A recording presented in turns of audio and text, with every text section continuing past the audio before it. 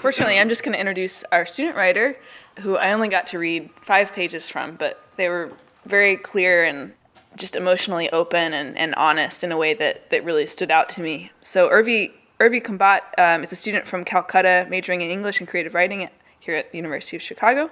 She's a Viewpoints editor at the Chicago Maroon, senior editor at Blacklight magazine, and has published in Rigorous, Vagabond City, and the Rising Phoenix Review.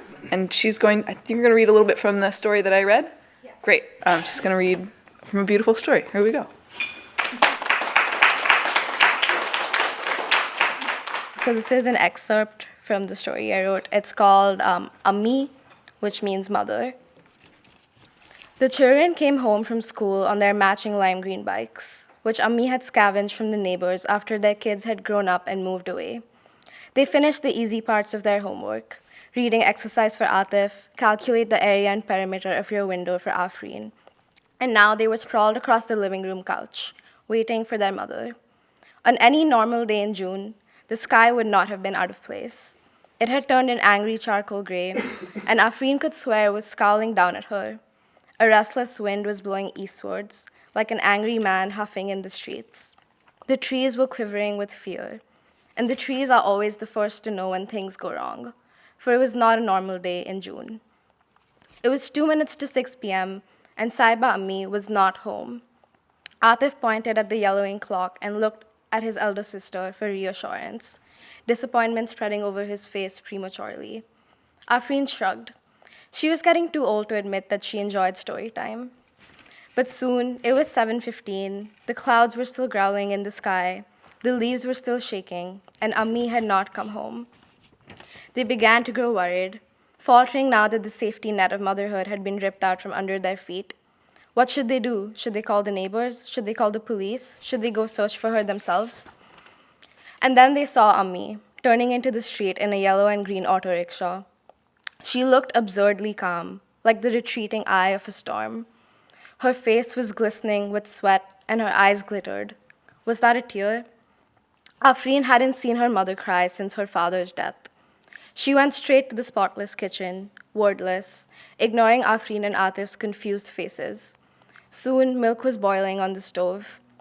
2 tall glasses had been set out on the ikka tray, ready to be delivered to the children.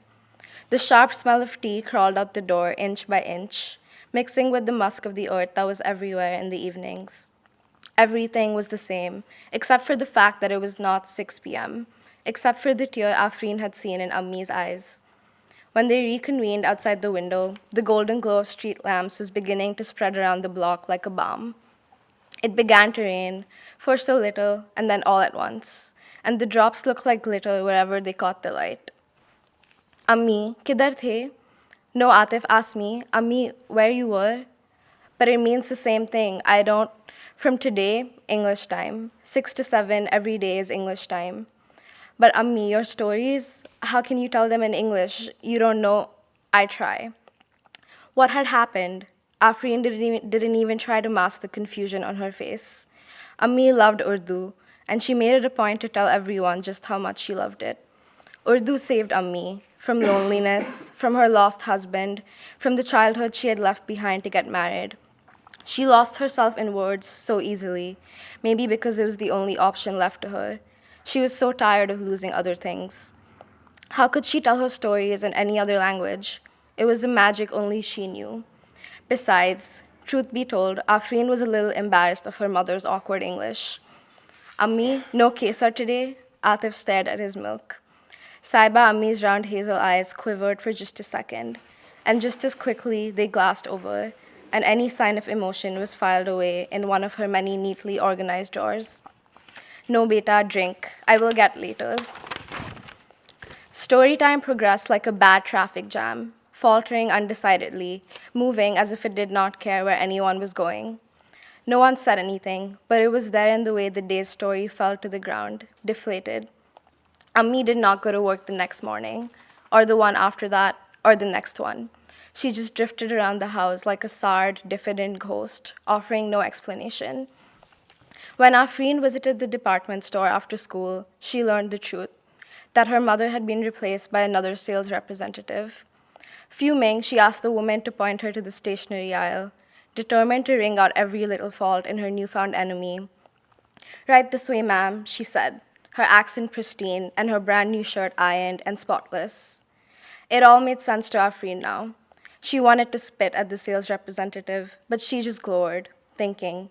She understood why her mother had butchered story time. Ami wanted to give the whole world to her children.